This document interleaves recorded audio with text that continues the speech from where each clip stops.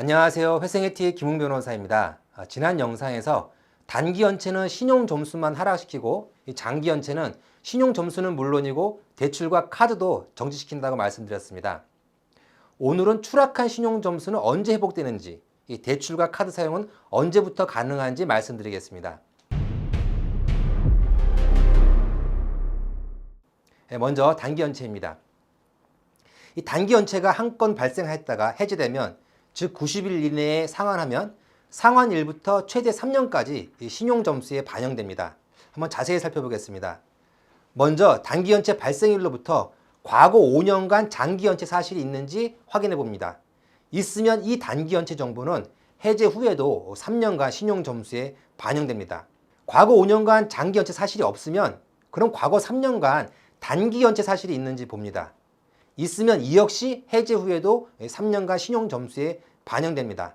즉 과거 5년간 장기연체 사실이 있거나 과거 3년간 단기연체 사실이 있으면 해제 후에도 3년간 신용점수에 반영됩니다. 마지막으로 과거 3년간 단기연체 사실도 없으면 즉 최근 3년간 단기연체가 한 건인 경우에는 해제 후 1년간만 신용점수에 반영됩니다.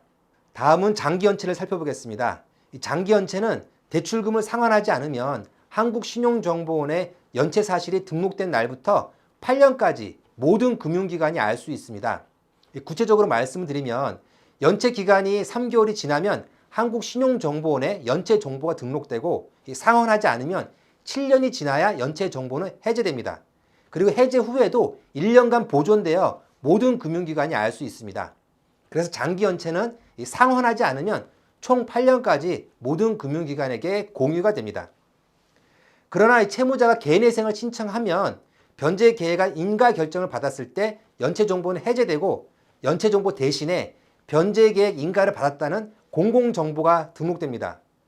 그리고 변제계획안에 따른 변제를 완납한 후 면책을 받으면 이 공공정보가 해제됩니다. 중간에 변제금 미납으로 개인회생이 폐지되는 경우에는 이 삭제되었던 연체정보가 다시 등록됩니다. 따라서 변제기간이 3년인 경우 무사히 변제 수령을 완수하면 보통 신청일로부터 3개월 후에 변제가 시작되니까 개인회생을 신청한 후 3년 3개월이 지나면 면책을 신청할 수 있고 법원이 면책 결정을 한 후에 한국신용정보원에 통보하기까지 평균 1개월 정도 걸리니 이 개인회생을 신청한 후 3년 4개월이 지나면 금융기관은 채무자가 개인회생을 진행한 사실을 알 수 없습니다. 즉 금융채무 불이행자를 벗어나서 신용이 회복되는 것입니다. 그리고 개인 워크아웃을 한 경우에는 장기 연체 정보는 채무조정안이 확정되면 해제되고 대신에 신용회복 지원이 확정되었다는 공공정보가 등록되었다가 2년간 잘 납입하면 해제됩니다. 따라서 개인 워크아웃은 신청일로부터 평균 2개월 정도에 확정되니 2년간 납입 후 해제되기까지 1개월 정도 걸린다고 보면 신청일로부터 2년 3개월이면 다른 금융기관은 채무자가 개인 워크아웃을 진행한 사실을 알 수 없습니다.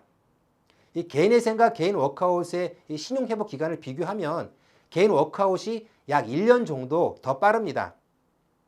개인회생 변제 기간이 만약 5년인 경우에는 최대 3년 더 빨리 신용회복이 되는 것입니다.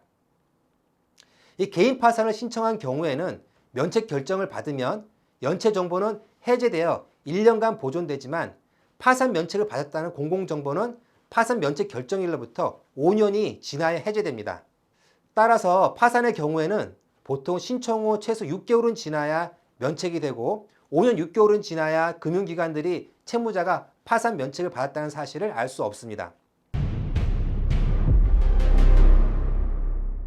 지금까지 말씀드린 신용회복은 연체가 없는 다른 금융기관에 대한 신용회복입니다.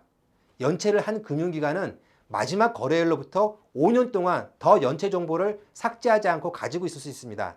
따라서 신용회복이 되었다고 하더라도 다른 금융기관보다 대출이나 신용카드 발급이 어려울 수 있다는 점 기억하시기 바랍니다. 감사합니다. 지금까지 회생의 티 김웅 변호사입니다.